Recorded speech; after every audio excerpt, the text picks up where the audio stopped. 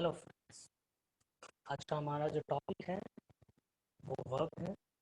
और वर्ब में हम लोग बहुत सारे ऐसे चीज़ों के बारे में पढ़ेंगे जो एग्जामिनेशन पॉइंट ऑफ व्यू से बहुत इंपॉर्टेंट है। ठीक है। अब ये जो एग्जामिनेशन पॉइंट ऑफ व्यू की मैंने बात की वो इसलिए मैंने कहा कि कोई भी टॉपिक हो, कोई भी चैप्टर आप पढ़ रहे हो, कोई भी सब्जेक्ट आप पढ़ रहे हो, मेन मोटो आपका होता है एग्ज़ाम क्रैक करना। ठीक है। ये जानना भी बहुत ज़रूरी होता है कि जिस चैप्टर को हम पढ़ रहे हैं उनसे रिलेटेड क्वेश्चंस पूछे भी जाते हैं या नहीं जाते। तो जहाँ तक क्वेश्चंस की बात है, एग्जाम्स में पूछा जाता है या नहीं, तो मैं आपको पहले ये अश्योर कर दूँ कि वर्ब एक बहुत ही ब्रॉड चैप्टर है। ठीक है। वर्ब ब्रॉड इसलिए है क्योंकि ग्रामर के बहुत सारे ऐसे चैप्टर्स होते हैं जिनमें वर्ब का यूज़ किया जाता है। ठीक है। जैसे कि अगर मैं बात करूँ टेंस, ठीक है, पूरी तरह से वर्ब का खेल है वहाँ पर। वॉइस वर्ब का खेल है। नॉन फाइनाइट वर्ब में अगर हम बात करें इन्फिनेटिव की, पार्टिसिपल की, जेरेंड की, ये सब वर्ब का ही खेल है यहाँ पर। मॉडल्स की बात करें तो वहाँ भी वर्ब का ही सब कुछ है यहाँ। ठीक है। प्लस अगर हम सेंटेंस की बात करते तो वहाँ पर वर्ब के बिना सेंटेंस की परिकल्पना करना, इमेजिनेशन करना पॉसिबल ही नहीं। ठीक है। तो ओवरऑल मेरे कहने का मतलब यही है कि वर्ब एक बहुत इंपॉर्टेंट टॉपिक है जिसे हमें अच्छे से समझना चाहिए। ठीक है। इसमें वर्ब क्या है, इसके डेफिनेशंस क्या हैं, वगैरह वगैरह, और भी वेरियस टाइप्स ऑफ यूसेस क्या है जिसे हमें पढ़ना चाहिए, और उसे समझकर हम क्वेश्चंस को आसानी से सॉल्व कर सकते हैं। है ना, ये हमें ध्यान में रखना। तो चलिए हम लोग देखते हैं वर्ब में हमें क्या पढ़ना है आज। वर्ब की अगर जहाँ तक बात है तो अगर वर्ब में अगर हम लोग देखें, पार्ट वन हमारा वर्ब का है। आज का जो हम टॉपिक है वो verb part one. Actually verb को हम लोग डिवाइड करते हैं यू नो थ्री कैटेगरीज में। पहला जो कैटेगरीज होता है वो हमारा है बेसिक्स। हम वर्ब के बेसिक्स के बारे में पढ़ेंगे। जबकि दूसरा जो कैटेगरी होगा वो इंटरमीडिएट लेवल होगा, उसमें कुछ उससे थोड़ा सा एडवांस लेवल हम लोग पढ़ेंगे। ठीक है ना। उसके बाद पूरी तरह से एडवांस लेवल जो एग्जामिनेशन पॉइंट ऑफ व्यू से होता है ना, एग्जामिनेशन पॉइंट ऑफ व्यू से हम उसके बारे में देखेंगे। ठीक है ना। तो चलिए देखते हैं क्या पढ़ने को है हमें वर्ब। सबसे पहले अगर देखा जाए स्टूडेंट्स, तो यहाँ अगर आप देखें तो यहाँ आपको वर्ब से रिलेटेड कुछ पॉइंट्स दिख रहा हो, है ना, ये पॉइंट आपको दिख रहा है यहाँ पर। तो पॉइंट जब आपको दिख रहा है तो आप यहाँ देख सकते हैं कि इसमें वर्ब के डेफिनेशंस के बारे में बात किया गया है। वर्ब का डेफिनेशंस की अगर हम बात करें तो वर्ब है क्या। वर्ब एक ऐसा पार्ट्स ऑफ स्पीच है जो, है ना, एक्शन के बारे में बात करता है, पोजीशन के बारे में बात करता है, या फिर स्टेट ऑफ बीइंग के बारे में बात करता है। ठीक है। तो एक्शन हो, पोजीशन हो, या फिर स्टेट ऑफ बीइंग हो, इन सब के बारे में ये बात करता है, और इसी को हम क्या कहते हैं, वर्ब कहते हैं। तो अब बात आती है कि ठीक है, ये जो हम देख रहे हैं कि वर्ब से किस चीज़ का पता चलता है, एक्शन का पता चलता है। ठीक है। एक्शन हो गया, पोजीशन हो गए, या फिर आपका स्टेट ऑफ बीइंग हो गया। इन सब का पता किससे चलता है, वर्ब से पता चलता है। ठीक है। तो यहाँ पर फिर इसको हम लोगों ने एक ग्राफिकली यहाँ पर डिज़ाइन किया है, जिससे आपको और बेहतर समझ में आएगा कि वर्ब को कैसे हम समझ सकते हैं। तो वर्ब को हम डिवाइड किए थ्री कैटेगरीज में। तो पहला जो कैटेगरीज यहाँ पर आप देख रहे हैं वो स्टेट ऑफ बीइंग है, इसी को हम क्या कहते हैं, टू बी वर्ब कहते हैं। ठीक है। सेकेंड कैटेगरीज की बात करें तो ये पोजीशन है। ठीक है। जो कि ओनरशिप दिखलाता है, अधिकार दिखलाता है। क्लियर। थर्ड जो कैटेगरी है वो है एक्शन वर्ब। तो ओवरऑल हम ये कह सकते हैं कि वर्ब जो है तीन तरह से हम इनको यूज़ करते हैं। एक तो स्टेट ऑफ बीइंग के फॉर्म में, दूसरा जो है पोजीशन के फॉर्म में, और तीसरा जो होता है हमारा एक्शन के फॉर्म में यूज़ करते हैं। क्लियर है। तो अब अगर हम प्रेजेंट टू बी वर्ब की बात करते हैं तो टू बी वर्ब जो है वो तीन तरह से आप यूज़ कर सकते हैं। प्रेजेंट के लिए यूज़ कर सकते हैं, पास्ट के लिए यूज़ कर सकते हैं, फ्यूचर के लिए भी यूज़ कर सकते हैं। ठीक है ना, यहाँ पे देख रहे हैं प्रेजेंट के लिए भी हम यूज़ कर सकते हैं, पास्ट के लिए भी यूज़ कर सकते हैं, और फ्यूचर के लिए भी यूज़ कर सकते हैं। अब बात आई कि प्रेजेंट के लिए अगर हम यूज करते हैं तो कौन सा वहां पर टू बी वर्ब यूज होगा, तो वहां आपको यूज करना है ये वाला इज, एम, आर। ठीक है, प्रेजेंट टू बी में अगर यूज करना हो टू बी वर्ब तो वो या तो इज होता है या फिर एम होता है या फिर आर होता है। ठीक है, इज और एम सिंगुलर होते हैं, ध्यान रखेंगे कि इज और एम जो होता है हमारा ये क्या है, सिंगुलर होते हैं। ठीक है, जबकि आर क्या है हमारा, प्लूरल होता है। ठीक है, ये ध्यान रखें। तो इज एम सिंगुलर और एम जो है वो फर्स्ट पर्सन के लिए सिर्फ यूज किया जाता है, जबकि इज जो है वो सारे पर्सन के लिए आप यूज कर सकते हैं लेकिन सिंगुलर होना चाहिए, जैसे खास करके थर्ड पर्सन। ठीक है, ही हो गया, शी हो गया, इट हो गया, फिर कोई नाम हो जाता है तो उनके साथ हम लोग जनरली सिंगुलर वर्ब का यूज करते हैं। ये तो रही बात प्रेजेंट टू बी वर्ब की। पास्ट टू बी वर्ब में कौन आता है, तो पास्ट टू बी वर्ब में आपके पास है वाज और वर्ड, वाज और वर है। ठीक है, वाज यहाँ पर सिंगुलर है और वर क्या है, प्लूरल होता है। इसके बाद अगर हम बात करें फ्यूचर की, तो फ्यूचर में हमारे पास होता है शैल और विल। ठीक है, शैल जो है हम फर्स्ट पर्सन के साथ यूज करते हैं और विल जो है basically third person second person के साथ यूज किया जाता है। क्लियर। उसके बाद हम बात करते हैं पोजेशन की। पोजेशन का मतलब क्या होता है, टू शो ऑनरशिप, अधिकार बतलाना। तो अधिकार बतलाने वाले वर्ब जो होते हैं उन्हें हम पॉजेसिव वर्ब कहते हैं। पॉजेसिव वर्ब में अगर आप देखें तो यहाँ पर भी, क्योंकि देखिए जब आप वर्ब पढ़ रहे हैं तो आपके माइंड में ये भी ध्यान रखना है कि वर्ब जो है वो कहीं ना कहीं से टाइम के बारे में बात करता है। ठीक है, एक ऐसा एक्शन है that tells about the time of action, जो कि किसी भी एक्शन के होने के टाइम के बारे में बतलाता है।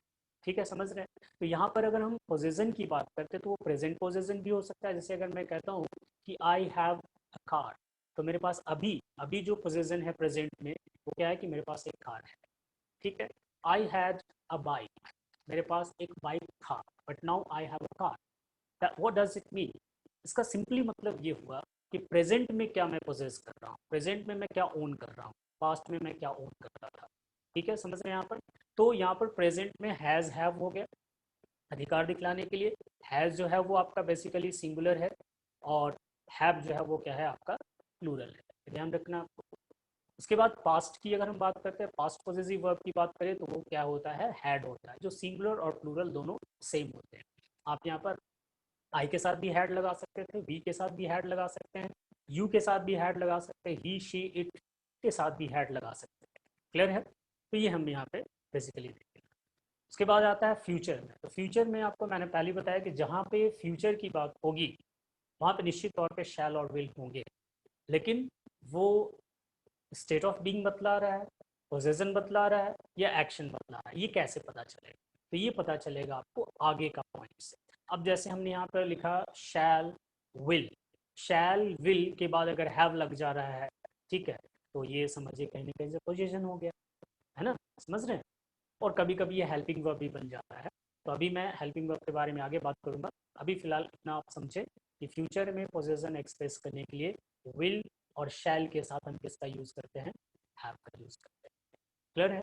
नेक्स्ट थर्ड जो कैटेगरी हुआ वर्ब का वो है एक्शन वर्ब। एक्शन में क्या करते हैं, एक्शन में हम लोग बेसिकली देखते हैं कि वर्ब को 5 पार्ट्स में डिवाइड किया जाता है, V1 V2, यानी वर्ब के फॉर्म्स होते हैं, 5 फॉर्म्स होते हैं, V1 V2 V3 और एक V4 होता है। एक्चुअली V4 तो कहीं देखने को मिलता नहीं है, किसी भी बुक में आपको V4 नहीं मिलेगा। हाँ, उनको हम V1 प्लस ING बोलते हैं। V1 में यानी जो V1 फॉर्म होता है उसमें ING लगा देते हैं, तो फॉर सेक ऑफ कन्वीनियंस सुविधा के लिए हम लोग उसे V4 कहते हैं, कोई इशू नहीं है। ठीक है, V4 और लास्ट में हमारा होता है V5। ठीक है, V5 में क्या हो गया, S या ES ऐड करते हैं V1। ठीक है, अब यहाँ पे बात आई कि जो एक्शन हम लोग यूज करते हैं V1 और V5 जो होता है, ये ध्यान रखेंगे ये प्रेजेंट है, इसका आप बिल्कुल ध्यान रखेंगे कि V1 और V5 जो होता है, ये जो आप देख रहे हैं ना V1 और V5, ये दोनों क्या है, प्रेजेंट है। ठीक है, लेकिन ध्यान रखेंगे कि V1 जो होता है वो प्लूरल होता है, जबकि V5 जो होता है वो क्या होता है, सिंगुलर होता है। इस बात का ध्यान। इसके बाद अगर हम पास्ट की बात करते हैं तो वहां पर हम V2 का यूज करते हैं और V3 का यूज करते हैं। V2 जो एक सिंपल पास्ट होता है, जबकि V3 जो है वो एक पास्ट परफेक्ट कहलाता है। V3 जो है हम इसको पास्ट पार्टिसिपल भी कहते हैं, ध्यान रखेंगे, पास्ट परफेक्ट नहीं, पास्ट पार्टिसिपल कहेंगे। V3 को पास्ट पार्टिसिपल और V2 को सिंपली पास्ट कहा जाता है, ठीक है। यानी V2 जो आप देख रहे हैं इसे हम सिंपली क्या कहेंगे, पास्ट है, ठीक है। जबकि ये जो V3 है ये वाला, इसे हम क्या कहते हैं, पास्ट पार्टिसिपल कहते हैं, ठीक है, पास्ट पार्टिसिपल, ठीक है। समझ रहे हैं बात को, ये पास्ट पार्टिसिपल कहलाता है। क्लियर है। तो इस तरह से हम उससे डिवाइड करते हैं वर्ब। नेक्स्ट है हमारा फ्यूचर। फ्यूचर एक्शन की अगर बात करें तो शैल विल का यूज़ तो करना ही करना है। शैल विल का यूज़ के साथ साथ आपको V1 का यूज़ करना है, इस बात का ध्यान रखें। शैल विल के बाद इसका यूज़ करना है, V1 का यूज़ करना है, ठीक है ना। तो ये रहा वर्ब के 3 कैटेगरीज। अब हम एक एक करके सबके बारे में समझेंगे कि टू बी वर्ब जो है वो किस किस फॉर्म में यूज़ किया जाता है, टू बी वर्ब का और क्या यूसेज है, पोजीशन का और क्या यूसेज है, और एक्शन का और क्या यूसेज है। तो सबसे पहले चलते हैं हम लोग टू बी वर्ब के मोर यूसेज के बारे में। तो टू बी वर्ब के अगर मोर यूसेज के बारे में बात करें तो देखिए टू बी वर्ब को हम 2 तरीके से यूज़ कर सकते हैं, ठीक है। पहला जो तरीका है वो सिंपली टू बी वर्ब। यहाँ पर स्टेट ऑफ बीइंग, ये स्टेट ऑफ बीइंग क्या होता है, ये स्टेट ऑफ बीइंग जो है बेसिकली अवस्था बतलाता है, कंडीशन बतलाता है, सिचुएशन बतलाता है, या फिर बहुत सारे सरकमस्टांसेस हो सकते हैं, परिस्थितियां हो सकती हैं, उनको एक्सप्रेस करने के लिए हम इसका यूज़ करते हैं, टू बी का यूज़ करते हैं, ठीक है। समझ में नहीं आ रहा बात को। अब यहाँ पर बात आती है कि ठीक है, ये जो टू बी का यूज़ हम सिर्फ कंडीशन सरकमस्टांसेस या फिर कंडीशंस बतलाने के लिए करते हैं, किस टाइम, तो किसी टाइम का हो सकता है, वो पास्ट का भी हो सकता है, प्रेजेंट का भी हो सकता है, फ्यूचर का भी हो सकता है। पहला ये ध्यान रखेंगे कि state of being, to be verb को स्टेट ऑफ बीइंग तभी कहा जा सकता है, टू बी तभी कह सकते हैं जब उससे कंडीशन का पता चल रहा हो या फिर कुछ सरकमस्टांसेस के बारे में पता चल रहा हो। यहाँ एक और चीज़ नोट करने वाली बात है, वो ये कि जब आप टू बी वर्ब का यूज़ कर रहे हैं, ठीक है, कंडीशन या सरकमस्टांस बतलाने के लिए, तो वहाँ पर टू बी वर्ब ही मेन वर्ब होता है। That means that there is no any other action verb will be used in the sentence। इसका मतलब ये सिंपली हुआ कि यहाँ पर सिंपली वो टू बी वर्ब होगा और उसके साथ कोई भी मेन वर्ब यूज नहीं किया जाएगा, तभी जाकर ये स्टेट ऑफ बीइंग कहलाते हैं। क्लियर है, इस बात को ध्यान रखें, ठीक है।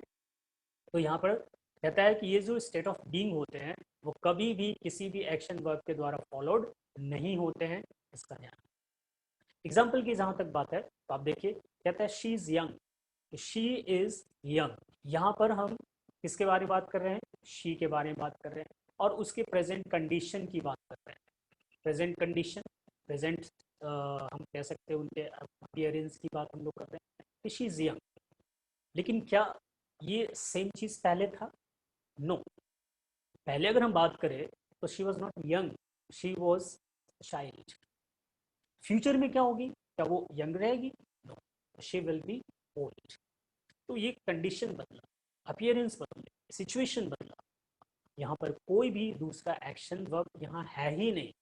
तो यहाँ पर आप जो इज एम आर है इनको हम स्टेट ऑफ बीइंग कहते हैं। क्लियर है।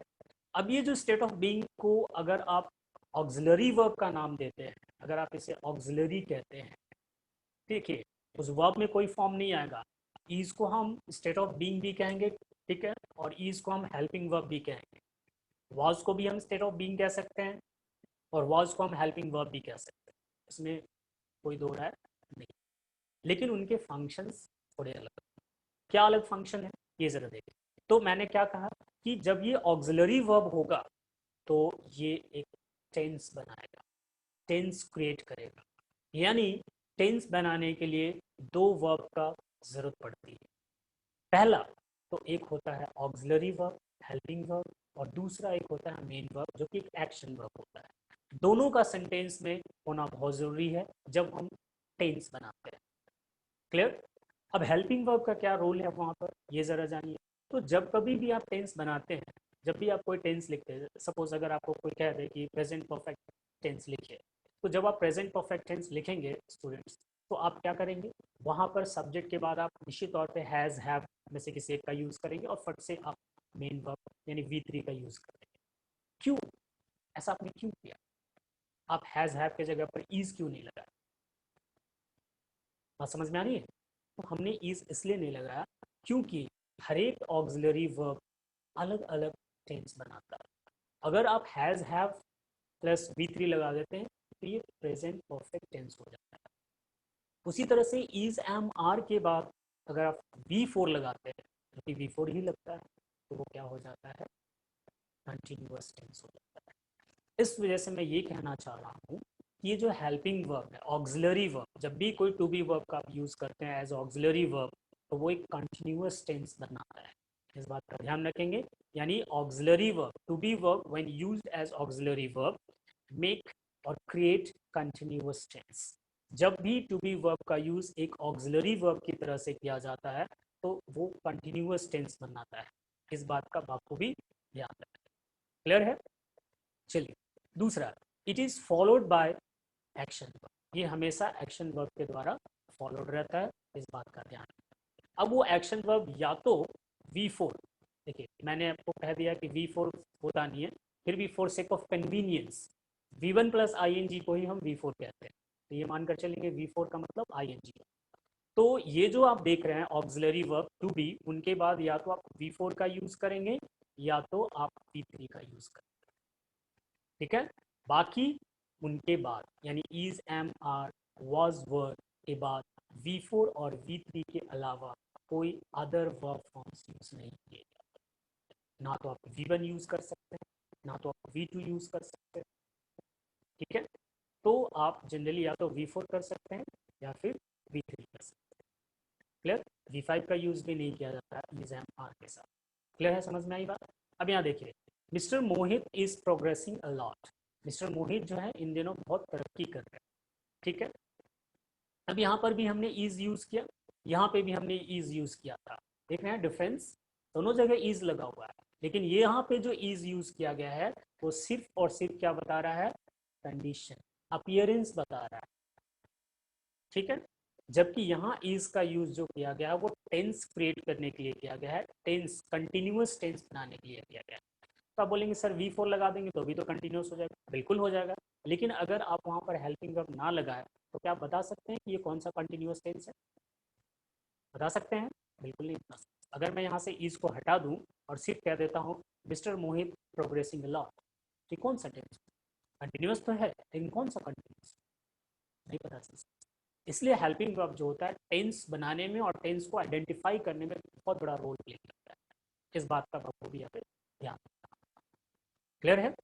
चलिए, तो ये हमने टू बी वर्ब में देखा कि टू बी वर्ब जो है वो दो तरह से कैसे यूज किए जाते हैं।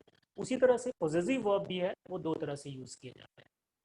पॉजेसिव वर्ब में मैंने पहले बताया कि पॉजेसिव वर्ब्स क्या होते हैं, जो ऑनरशिप बतलाते हैं। Possessive verbs are those verbs which express ownership over the noun.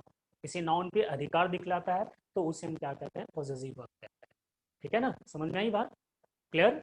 तो यहाँ देखिए कि पॉजेसिव वर्ब दो तरीके से यूज किया जा सकता है। एक तो सिर्फ अधिकार दिखलाने के लिए, और दूसरा एक हेल्पिंग वर्ब के रूप में टेंस बनाने के लिए कर सकते हैं।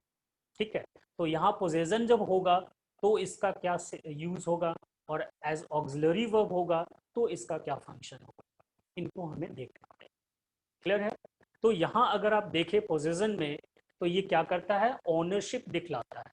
ठीक है, जब भी पोजेसिव जो होंगे अगर वहाँ पर यूज कर रहे हैं एज अ पोजेशन, तो वो क्या दिखाएगा, ओनरशिप दिखाएगा। सबसे पहले ये देखिए कि